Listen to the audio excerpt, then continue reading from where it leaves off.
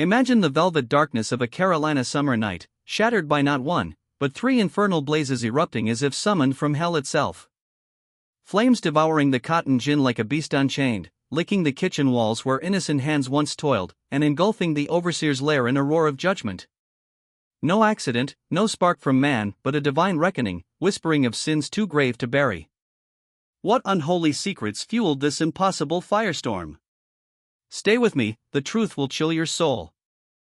In the sweltering heart of the Carolina Low Country, where the air hangs heavy like a shroud and the rivers twist like serpents through the marshlands, the year 1823 etched itself into history not with ink, but with fire. The Hartwell Plantation, a modest empire of suffering sprawled along the sluggish bends of a Cooper River tributary, stood as a testament to human ambition and divine oversight. 18 miles northwest of Charleston, its 312 acres of rice paddies and cotton fields gleamed under the relentless sun, their bounty wrung from the blood and sweat of the enslaved. But on the night of August 14, as the moon cast its pale judgment over the land, three fires ignited simultaneously, defying logic, physics, and the frail excuses of men.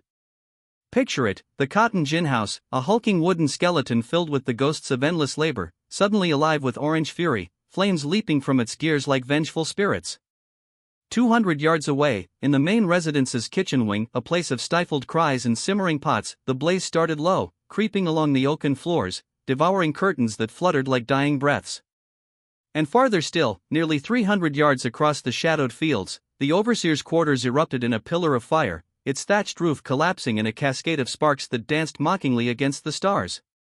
Investigators, stumbling through the acrid smoke the next dawn, found no common thread, no lantern overturned, no lightning strike, no careless ember. The magistrate's report, buried in dusty archives and unearthed only in 1866 amid the rubble of a renovated courthouse, bore a marginal note in faded ink: no rational explanation exists. But rationality bows before the weight of hidden truths. This was no mere conflagration, it was unraveling, a peeling back of layers where prosperity masked predation, and silence concealed screams. The fires didn't just consume timber and cloth, they scorched the veil over a web of secrets so insidious that the entire community, planters, merchants, even the clergy, had woven it together, thread by thread, to preserve their fragile world. Whispers in Charleston's opulent drawing rooms spoke of omens, of a plantation cursed by its own cruelties. And the most harrowing revelation? Nearly everyone involved sensed the storm brewing. They felt it in the oppressive heat, in the unnatural quiet of the fields, in the way shadows seemed to linger longer at dusk. Retribution wasn't blind, it was foreseen, like a biblical plague announced by prophets in the night. Before we delve deeper into the abyss of that fateful August, pause with me. If tales like this, where history's darkest corners reveal eternal truths about justice, sin, and the human soul, stir something within you, consider subscribing. Hit that button, enable notifications, and join a community unraveling the past's enigmas. And in the comments below, share where you're watching from, your state, your city. What shadowed events from your own backyard haunt you? What stories demand to be told? Your voice could guide our next journey. Now, let us step back, not to the fire's roar, but to the simmering prelude, the days and months where tension coiled like a viper in the underbrush. The Carolina Low Country in 1823 was a realm of stark contrasts, a painted facade over festering wounds. Vast plantations dominated the coastal plains, their white-columned mansions rising like arrogant sentinels amid seas of green cotton bolls and golden rice stalks. Prosperity here was an illusion built on chains. Enslaved Africans and their descendants outnumbered free whites nearly 6-1 in the surrounding counties, their lives a ceaseless grind under the lash and the ledger. The Hartwell Plantation, though not the grandest, lacking the ostentatious wealth of neighboring estates, carried a peculiar notoriety, one that slithered through conversations like smoke. Thomas Hartwell, the master of this domain, had claimed it in 1819 upon his father's death. At 34, he cut a figure of calculated refinement, tall, with sharp features framed by sideburns turning prematurely gray, educated in Charleston's academies and briefly in Philadelphia's enlightened halls. He spoke of efficient management as if it were a virtue, masking the brutality beneath with phrases borrowed from ledgers and law books. His wife, Catherine, 26, hailed from a fading merchant dynasty in the city, her dowry meager but her connections a web of influence among the elite. She moved through the house with a fragile grace, her porcelain skin flushed by the heat, her eyes deep blue, like storm-tossed seas, often distant, as if gazing toward some unattainable horizon. Their children, Margaret at 6, with curls like spun gold and a laugh that echoed innocently through the halls, and Thomas Jr., 3, toddling with wide-eyed curiosity, completed the portrait of domestic bliss. But it was a brittle veneer. The main residence loomed 2 stories high, its frame weathered by salt air and storms, broad piazzas wrapping around like protective arms, painted stark white with shutters the color of deep forest green, shutters that rattled ominously in the wind, as if whispering warnings. Behind it, 2 rows of slave cabins huddled like forgotten souls, their rough-hewn logs chinked with mud, roofs sagging under the weight of humidity and despair. 78 enslaved individuals called this place home or prison, their days measured by the crack of dawn and the whip's shadow. On the eastern fringe stood the overseer's quarters, a squat, unadorned dwelling for Gideon Yates, hired in 1816 by the elder Hartwell and retained for his unyielding grip. Yates was a man forged in the fires of his own resentments, late 40s, broad-shouldered with a face scarred by smallpox and sun, his eyes narrow slits of perpetual suspicion. He wielded authority like a blunt instrument, extracting maximum productivity through fear and force. Whispers painted him as a devil in human form, rigid, relentless, his voice a gravelly bark that echoed across the fields. But beneath the Hartwell's polished surface lurked something more sinister, a poison that seeped into the soil itself. In the span of 18 months, 3 enslaved souls had perished, one from fever, another from a tragic injury, the third in the throes of childbirth. Commonplace in the antebellum South, you might say death stalked these lands like a faithful hound. Yet the timing gnawed at the conscience. Each victim had clashed with Yates days prior, their arguments public spectacles, their punishments etched in welts and blood. These weren't isolated tragedies, they were omens, symbols of a deeper rot. Biblical echoes resonated here, guilt as the original sin, justice as the inexorable hand of God.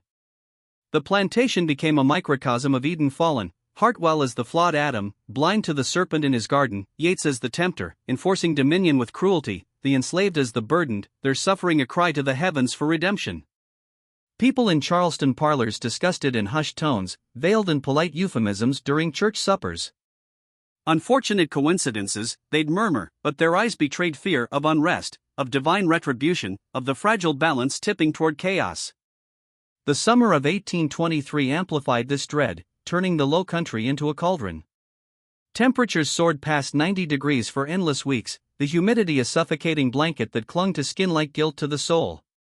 Every breath felt labored, like drawing air through wet cloth, the sun beat down mercilessly, scorching leaves and spirits alike. Cotton demanded unyielding vigilance, weeding, picking, the bolls bursting white against the green like wounds on flesh. Hartwell, ensnared by debts from a botched Charleston real estate venture, drove his assets harder, his account books a litany of desperation. Yates, ever the enforcer, translated this into extended hours, meager rations, and the lash's frequent song. Among the enslaved, figures emerged like archetypes in a moral parable. Dinah, around 40, the house cook and domestic servant, embodied quiet endurance. Born on the plantation's cursed ground, she'd watched 3 children ripped from her arms and sold south, a wound that festered eternally, like the mark of Cain. Her face, lined with sorrow yet resolute, held eyes that pierced like Judgment Day. She moved with deliberate grace, her hands calloused from years of stirring pots over open flames, the scent of wood smoke and spices forever embedded in her skin. Her daughter, Ruth, 19, mirrored her mother's strength but with a youthful fire, slender, with braided hair that swung like pendulums as she scrubbed floors, her whispers carrying hints of defiance. Samuel, Dinah's 16-year-old son, toiled in the fields, his young frame hardening under the sun's glare, muscles rippling like coiled springs beneath sweat-soaked rags.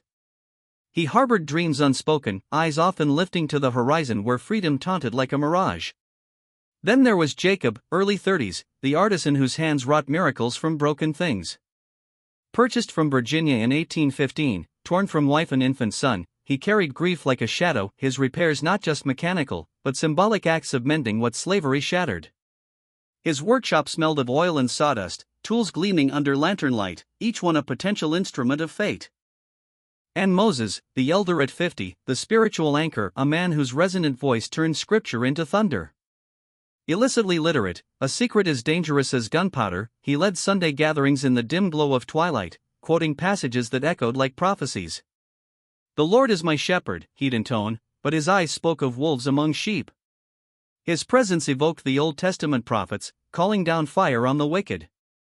Tension built insidiously, like storm clouds gathering unseen. It manifested in subtle sabotages, tools fracturing at critical moments, their metal edges dulled overnight, gates swinging open in the dead of night, livestock scattering like freed souls, cooking fires sputtering low, delaying the master's feasts and drawing Yates's ire. These were no accidents, but quiet rebellions, acts of resistance veiled as mishaps. Yates retaliated with venom, rations slashed to bones and gruel, workdays bleeding into moonlight, punishments that left scars like stigmata. The pressure mounted, the plantation a tinderbox of suppressed rage and spiritual fervor. On August 10, 4 days before the inferno, a pivotal cruelty unfolded, a whipping that seared itself into collective memory. Peter, a 17-year-old field hand, accused of sluggishness, was dragged to the yard between cabins. Yates, face twisted in righteous fury, administered the lashes publicly, the whip's crack echoing like thunderclaps, Peter's cries piercing the air, blood staining the earth like sacrificial offerings. The boy collapsed, trembling, his back a lattice of raw wounds. Dinah and Ruth were summoned to tend him, their hands gentle with salves and cloths, but their eyes burning with unspoken vows. That evening, as the sun dipped below the palmettos, painting the sky in blood-red hues, the enslaved gathered in fragmented circles. Moses presided over prayer, but this was no ordinary supplication, it thrummed with electric intent. He invoked the fiery furnace of Shadrach, Meshach, and Abednego. Unconsumed by flames, the tumbling walls of Jericho, the plagues that humbled Pharaoh. "The Lord sees," he declared, his voice a low rumble that vibrated through bones, gaze fixed on infinity. "Every tear shed in darkness, every lash's bite, every mother's wail, he remembers, and his justice is a consuming fire." Dinah sat peripheral, her expression a mask of stone, but her soul stirred like embers. Jacob lurked in shadows, hands idle, mind forging plans sharper than any blade. Ruth clutched Peter's hand, her touch a bridge between pain and purpose. Meanwhile, in the main house, Hartwell pored over ledgers in his study, a room lined with leather-bound tomes and flickering candlelight, the air thick with pipe smoke and denial. Numbers danced mockingly, debts mounting like sins, profits elusive as redemption.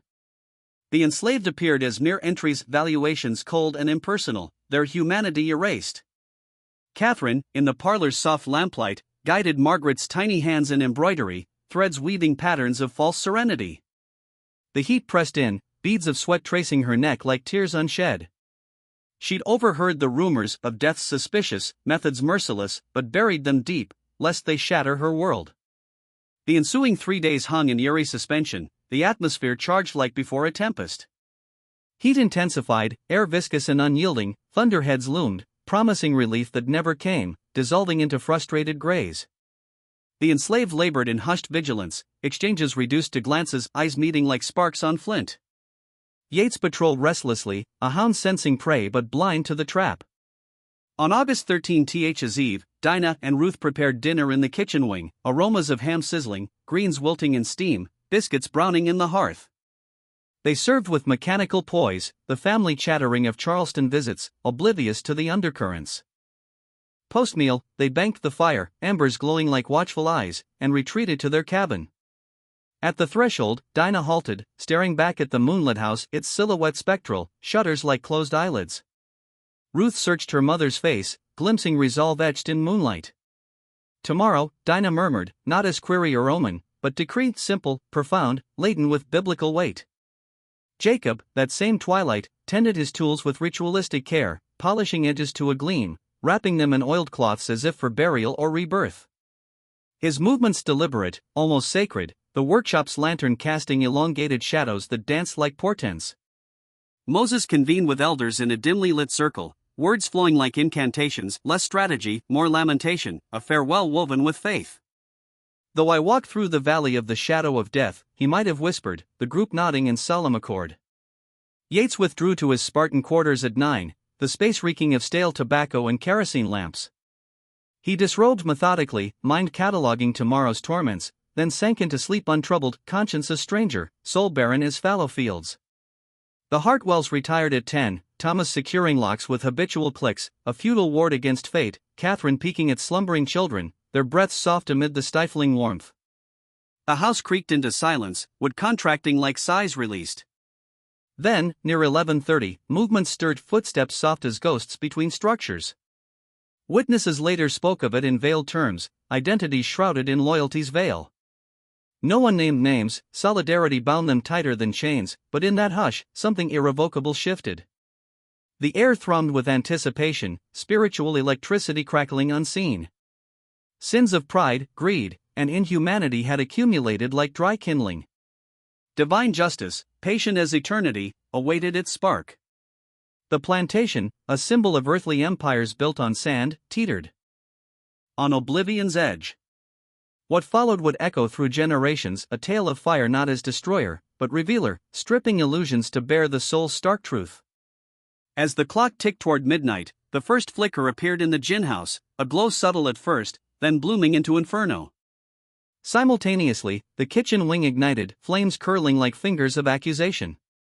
And in Yates's domain, fire roared to life, consuming with righteous fury. Screams pierced the night, chaos erupting as figures scrambled in the dark.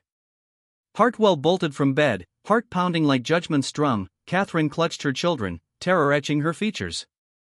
Enslaved rushed forth, buckets in hand, but their efforts seemed half-hearted, eyes reflecting the blaze's glow with something akin to awe. The fires raged unchecked, devouring structures and secrets alike. By dawn, ruins smoldered, blackened beams jutting like bones, ash drifting like fallen grace. Investigators sifted debris, finding anomalies, no accelerants, yet burns impossibly synchronized. Whispers of arson swirled, but evidence evaporated like mist. The enslaved's testimonies, coerced and fragmented, hinted at omens, Moses's prayers, Dinah's stoic gaze, but revealed nothing concrete. In the aftermath, Hartwell's empire crumbled, debts called in, family fleeing to Charleston's relative safety. Yates vanished, rumors placing him in distant swamps, haunted by spectral flames. The enslaved scattered, some sold, others fleeing north under cover of stars, carrying tales of liberation's dawn.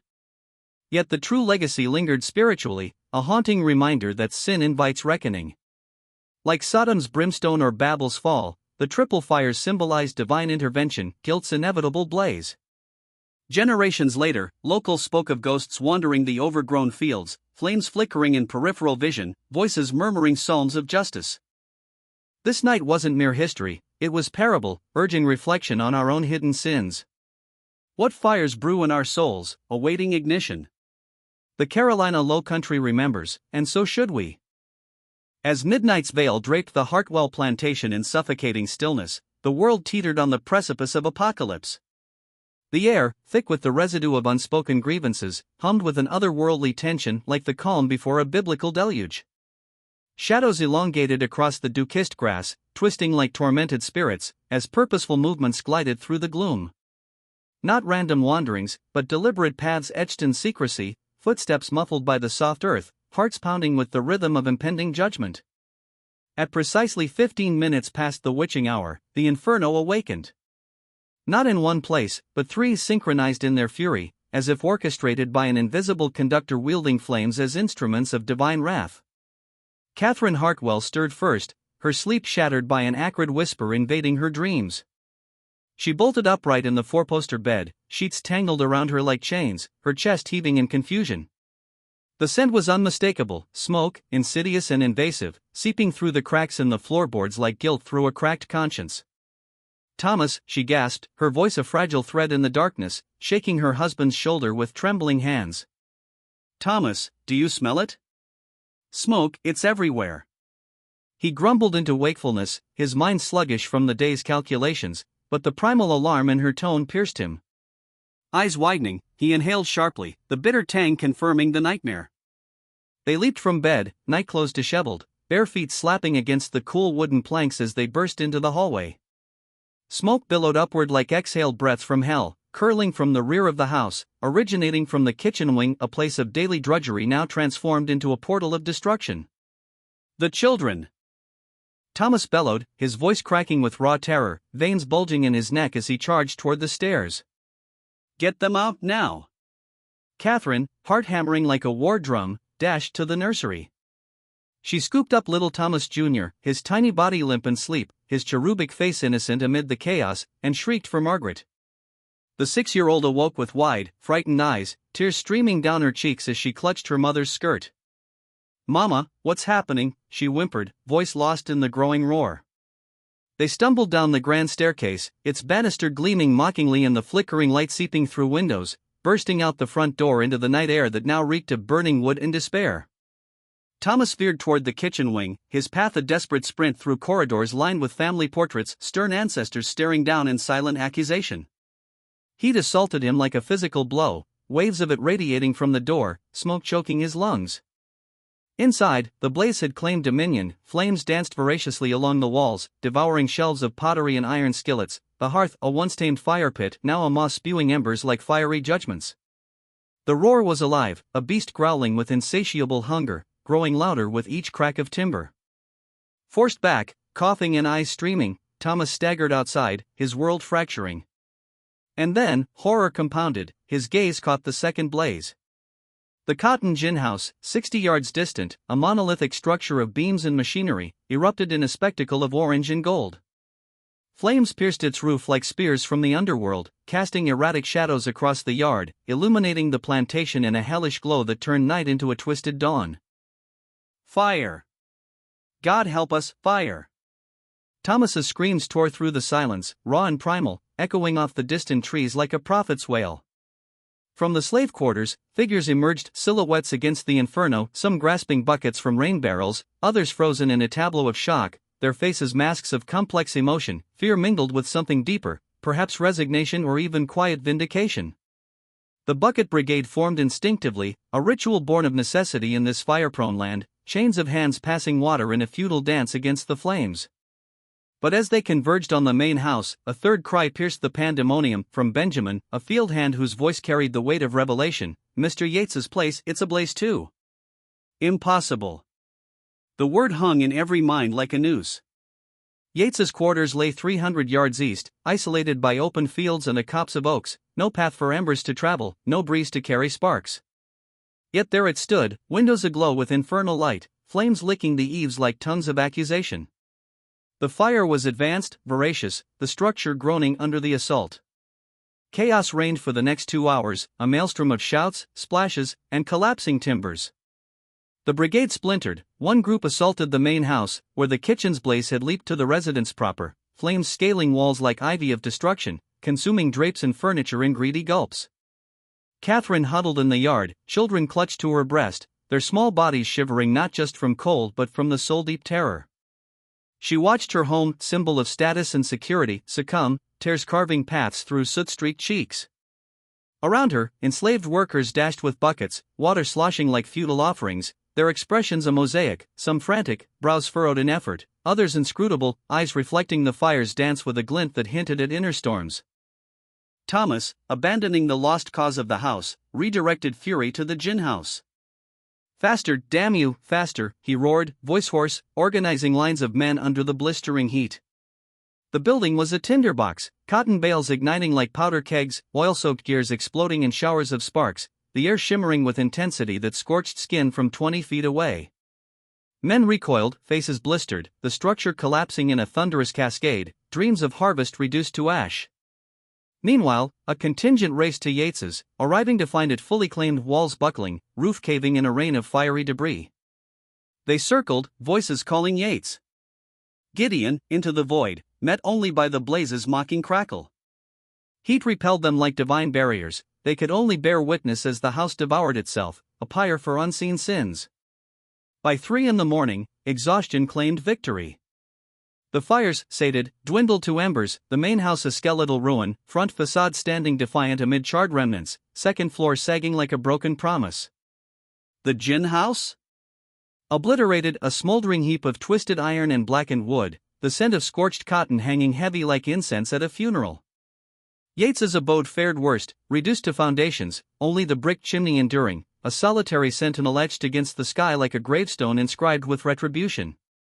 As dawn's first light bled pink and gold across the horizon, a cruel mockery of renewal, Thomas Hartwell wandered the devastation, his fine shirt torn and soot-blackened, face a map of bewilderment and loss. Catherine and the children sat on dew-wet grass, swaddled in salvaged blankets from an untouched shed, their world shattered. Exhausted figures slumped nearby, some weeping openly, tears mingling with sweat, others silent, gazes inward, as if communing with spirits. Gideon Yates was absent, a void that amplified the mystery. With Light's arrival, a search party coalesced, Hartwell, deputies, and reluctant workers picking through the overseer's ruins.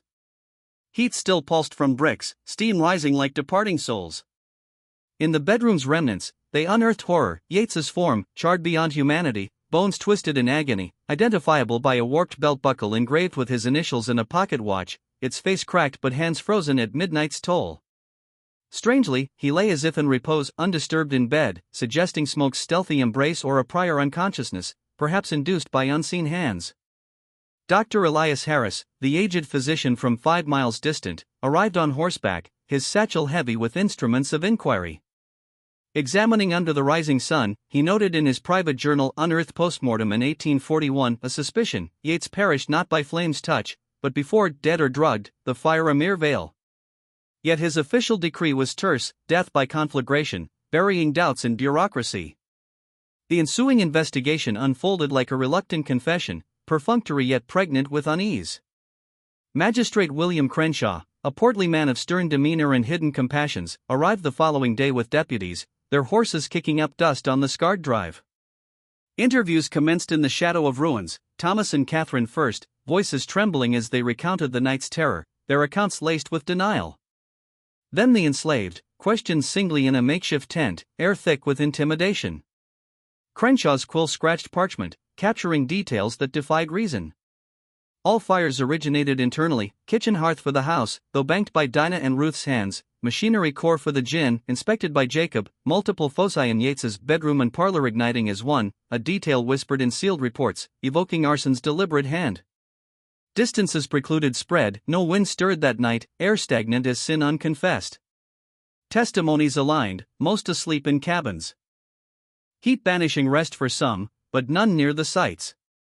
Dinah, Ruth, Jacob, Moses, pillars of the community vouched for by kin, their alibis ironclad yet shadowed by influence. Grievances against Yates? The query hung like a blade. Responses measured, strict, yes, punishments fair by his lights. Peter's whipping surfaced repeatedly, 4 days prior, a savage spectacle etched in memory, his recovery monitored by maternal vigilance. The boy, still bandaged, affirmed his slumber, eyes downcast. Timing baffled, fires synchronized within minutes, implying conspiracy or superhuman speed, both improbable in this watched world. Accidents? Absurd, 3 coincidences in a quarter hour, each ravenous. Crenshaw's report confessed impotence, deliberate ignition suspected, yet culprits elude.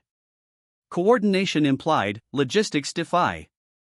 He noted an eerie calm among the enslaved, as if foreordained a spiritual acceptance, perhaps, of justice's wheel turning. Case open, yet dormant, sealed portions hinted at horrors too profound for daylight. No resolution came. The plantation faltered, Hartwell rebuilt meagerly, debts devouring remnants, family retreating to Charleston's illusions. Enslaved dispersed, some to auctions, others vanishing into freedom's whisper. Yates's ghost lingered, rumors of spectral flames in swamps. Spiritually, this was no random blaze but parable, fires as God's finger writing on walls, echoing Belshazzar's feast, sins weighed, found wanting. Guilt's embers smolder eternally, redemption demands confession. In Carolina's marshes, echoes persist, divine justice, patient, inevitable, consuming the unrepentant. What secrets burn in our histories? The night teaches, ignore the sparks at peril to the soul. In the wake of that cataclysmic August night, the Hartwell Plantation transformed, not through reconstruction alone, but through an invisible shift in the very air, a spiritual recalibration where power bent, ever so slightly, toward something greater than mortal authority. The ruins stood as blackened monuments, the main house's front facade defiant yet hollowed, the gin house a skeletal pyre of twisted iron and ash, Yates's chimney a lone sentinel marking where cruelty had met its end. Thomas Hartwell, once lord of all he surveyed, now wandered these scars like a man dispossessed, his fine coat singed, his ledger books charred at the edges. Catherine clung to her children in a cramped tenant house on the property's fringe, a modest dwelling of weathered clapboard and leaking roof, while the family grappled with ruin. Financially, the blow was mortal. Insurance had covered only fragments, the gin house's loss erased machinery worth fortunes and bales of cotton ready for market. Yates's death severed the chain of command, no easy replacement for a man whose brutality had been, in twisted plantation logic, efficient. Creditors circled like vultures in Charleston parlors, demanding payments that no longer existed. Yet the deepest wound was psychological, spiritual. Thomas sensed the enslaved community's quiet omniscience. In their averted gazes, measured steps, and murmured exchanges, he read exclusion, a shared secret that rendered him an outsider in his own domain. No rebellion flared, no overt defiance challenged his rule. Instead, a profound awareness settled, like fog over the rice fields, excluding him from truths he could feel but never grasp. 3 days post-fire, he summoned Moses to the gin house yard. Ash drifted lazily in the breeze, clinging to skin like pennants. Thomas stood amid the debris, arms crossed, voice low and edged with desperation. "You know something." Not a question, an accusation wrapped in plea. Moses met his eyes steadily, those deep-set orbs carrying the weight of generations, older than his 50 years suggested. "I know what everyone knows, sir. 3 fires. At once. Strange." Hartwell pressed, "Impossible." Moses paused, the silence stretching like taut rope. Then, softly, "The Lord works in mysterious ways." The words landed not as mockery, but as unassailable truth, platitude elevated to prophecy. Hartwell's hand twitched, instinct urging violence, but something in Moses's calm restraint stayed him. The exchange yielded nothing concrete, yet everything, confirmation of complicity without admission. In the plantation's coded lexicon, truths existed unspoken, protected by loyalty forged in shared suffering. Moses departed, leaving Hartwell alone with drifting ash and the echo of divine mystery. Catherine's suspicions fixated on Dinah and Ruth, the last to tend the kitchen hearth. She confronted Dinah in the makeshift cooking shelter, voice trembling with unease. "You banked the fire. You locked the door." Dinah's face remained impassive, etched lines of endurance unyielding. "Same as always, ma'am. 20 years, same routine. Coals covered, nothing amiss. A beat." But something went wrong. The repetition, factual, emotionless, carried no guilt, no defense, only quiet acknowledgement of inevitability. Catherine dismissed her, yet the words haunted, an admission veiled as observation, implying forces beyond human control. Something had gone wrong, perhaps by design, perhaps by higher will. The unease burrowed deep, a spiritual disquiet that no prayer could dispel. Through late summer and fall, the plantation limped onward. A new overseer, Curtis, arrived, references solid, but lacking Yates's iron fist. He sensed the changed terrain, ground once trod with impunity now radiated subtle warning. Punishments eased, rations edged upward, night work ceased. Not liberation, slavery's chains remained, but a measurable softening, as if the fires had scorched cruelty itself. No one articulated the link, none needed to. The August night had redrawn boundaries, reminding all that dominion rested on fragile consent and divine oversight. Rebuilding commenced in 1824. Thomas, capital scarce, erected a smaller residence, modest, functional, piazzas narrower, shutters less grand. The gin house rose anew, relocated farther from dwellings, prudence born of trauma. Curtis chose quarters on the property's opposite flank, shunning Yates's haunted site. Dinah resumed cooking, training Ruth in rhythms of hearth and home, passing skills like sacred lore. Jacob's hands steadied machinery, repairs methodical, almost meditative, each fix a quiet assertion of resilience. Moses's prayer meetings swelled, his voice weaving scripture into lived history, prophecies fulfilled, justice deferred but not denied. By 1826, Thomas sold. Debts crushed him, yes, but deeper discomfort drove the decision. The land watched him, judged him, shadows lengthening where none should fall. He fled to Charleston's illusions, leaving behind a legacy tainted by fire's memory. New owner Randolph Dunmore, a merchant, acquired at wholesale land, structures, enslaved souls. Under him, prosperity eluded, no great tragedies struck, yet mediocrity settled like dust. The plantation endured, subdued. Dinah passed in 1832, around 49, interred in the enslaved cemetery, a patch of earth claimed for eternity, marked by a wooden cross long decayed. Ruth labored on until 1835, sold inland, families fractured by ledger's cold arithmetic. Jacob met death in 1838, wagon accident. Whispers wondered if knowledge made him expendable, but evidence stayed silent. Buried near Dinah, his grave a quiet testament. Moses outlived them, dying 1844. His final years amplified spiritual authority. Prayer gatherings drew from neighboring plantations, dozens gathering in twilight circles. His death summoned mourners afar, a rare honor, speaking to souls touched. A field stone bore a scratched cross, enduring when wood failed. Among the enslaved and their descendants, these three, Dinah, Jacob, Moses, lived in encoded memory. They understood, elders murmured. They knew what was needed. That night, justice came in fire. Implications, never declarations, protected by communal vow. Peter, the whipped youth, survived to 1863. War's chaos brought Union occupation, emancipation dawned. Free at last, he labored in Charleston until yellow fever claimed him in 1867. Scars from whip and night persisted, physical echoes of systemic sin. The plantation changed hands repeatedly post-sale.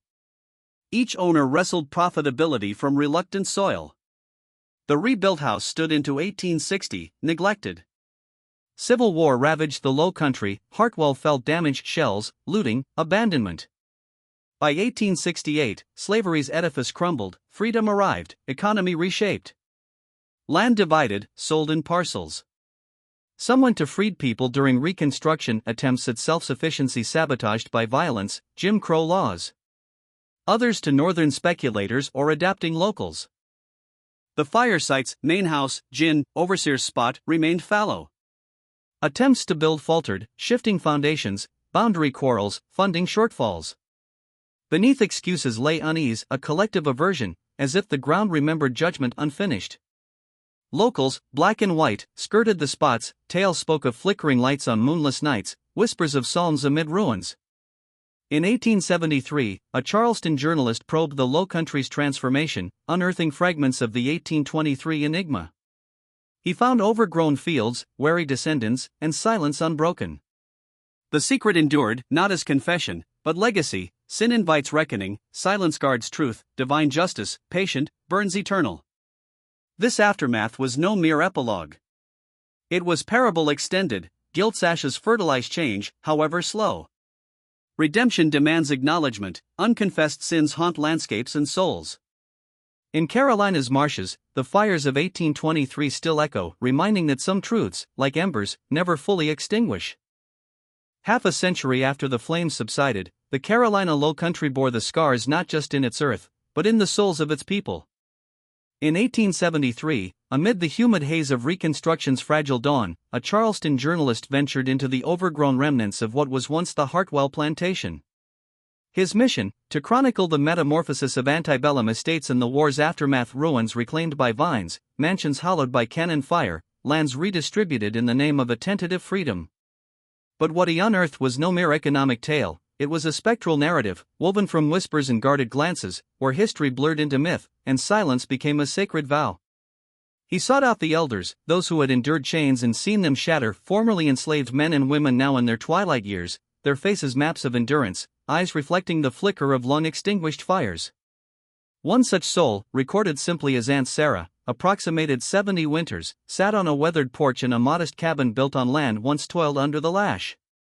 Her hands, gnarled like ancient roots, clasped a worn Bible as she spoke in a voice raspy with time and unspoken truths. I was young then, she began, gaze drifting to the horizon where palmettos swayed like sentinels. But I remember. 3 fires, all at once. They said it couldn't be done, but it was.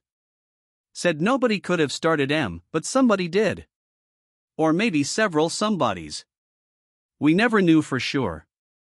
A pause, heavy with implication, as if the air itself held its breath.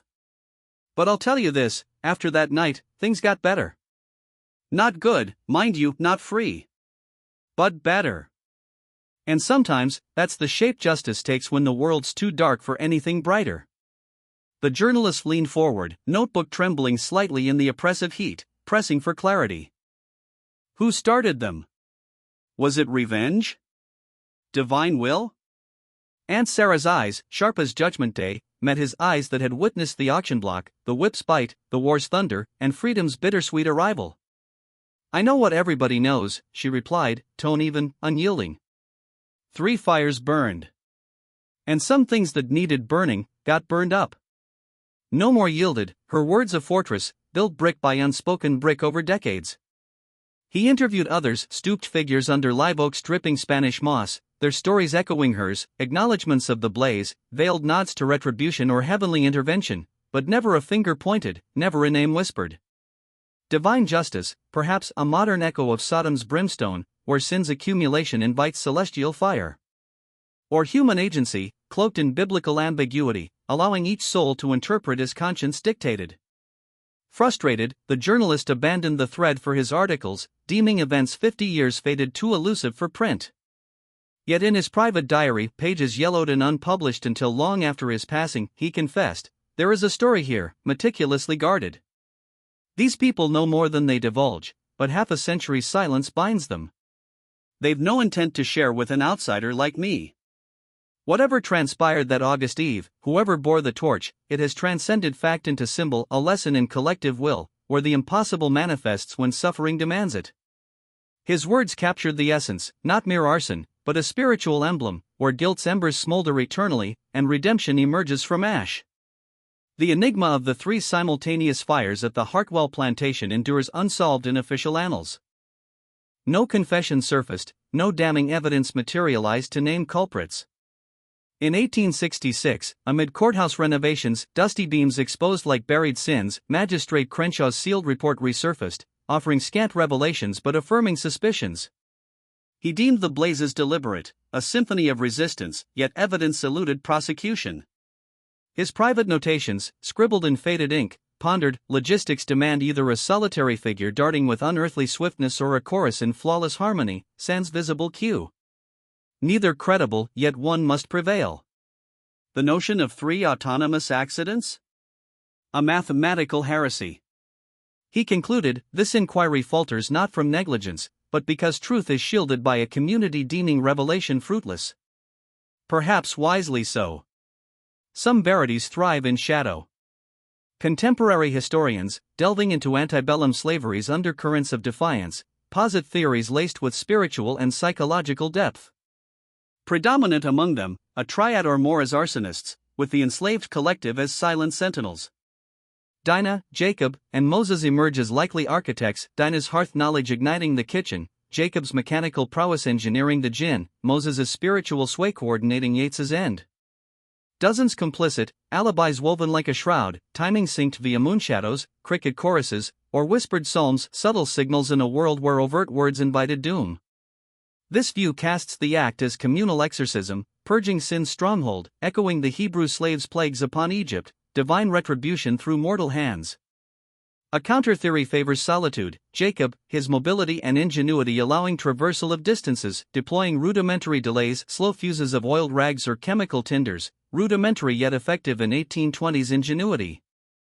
Fewer actors, yet the silence amplifies, a web of knowing eyes protecting one man's burden, symbolizing individual redemption amid collective guilt. Less embraced, but poetically chilling, is the accident hypothesis, gin houses prone to spontaneous combustion from lint and oil, kitchens harboring embers in humid nights, Yeats's quarters felled by a forgotten lantern. Coincidence, proponents argue, birthing a myth, gladness at outcomes fostering fabricated secrecy. Yet each falters, coordination demands unbreakable oaths across lifetimes, no deathbed slips post-emancipation, solo feats strain era's tech, accidents defy probability's iron law. What captivates historically is the revelation of resistance's subtlety within bondage's vice. Fires deliberate or not, the aftermath's hush-coded dialogues, shielded narratives, unveils organized defiance enslavers dreaded yet denied. The enslaved forged a parallel gospel, August 14th as Judgment Day, justice veiled in ambiguity human or holy, allowing personal communion with the divine. Like Job's trials or Jonah's wail, events transcended literalism, becoming parables of endurance, where sin's weight invites collapse. Physical traces vanished, the site, redeveloped over 2 centuries, now hosts suburban sprawl, neat lawns, cul-de-sacs, homes oblivious to buried agonies. The enslaved cemetery, resting place for Dinah, Jacob, Moses, and Kinney. Simple crosses weathered to dust yielded to a 1920s county road, bodies undisturbed, locations lost to asphalt's advance. No plaques commemorate, only oral legacies persist in family lore, local yarns, scholarly tomes. Variations abound, some invoke God's hand, flames as angelic swords, others human guile, shadows slipping like avenging spirits, a few coincidence, providence and chaos. Core unyielding, 3 fires, 1 night, 1 death, lives altered irrevocably. Why this tale endures amid forgotten rebellions? It embodies slavery's core paradox, the impossible permanence of chains, shattered by will's spark. Fires mirrored the system's fragility, control illusory over thinking souls. They prefigured the Civil War's infernos, scorching the South's foundations. Heralding abolition's dawn. For contemporaries, truth may have shone clear. For us, peering through time's veil, only silhouettes remain appropriate, perhaps, for mysteries deep in meaning. Ambiguity honors the unsaid, courage in action, discipline in silence. On sultry August eves in the low country, when humidity cloaks like a shroud and storm clouds withhold mercy, some swear smoke lingers, acrid whispers from phantom hearths. Imagination, surely, atmospheric tricks, suggestion's power. Yet storytellers cherish it, weaving the 3 fires into regional ethos, taught in classrooms, toured historically, dissected academically. The deeper stratum, perpetrators, methods, motives, remains entombed, guarded by time, demise, and communal decree. Perhaps that's fitting. Some triumphs, born of necessity's shadow, merit veiled celebration, mystery as monument, honoring not deeds alone, but fortitude to enact and eternalize in hush. What lingers is spiritual, guilt's legacy, justice's quiet flame, redemption's slow burn. What resonates with you in this saga? Coordinated defiance, lone heroism, or cosmic chance? Could such shadows truly unfold, or has lore eclipsed fact? Share your insights below. If these chilling historical enigmas blending truth with ethereal folklore captivate, subscribe, activate notifications, and spread the tale. Untold chronicles await, reshaping our gaze on the past. Until next.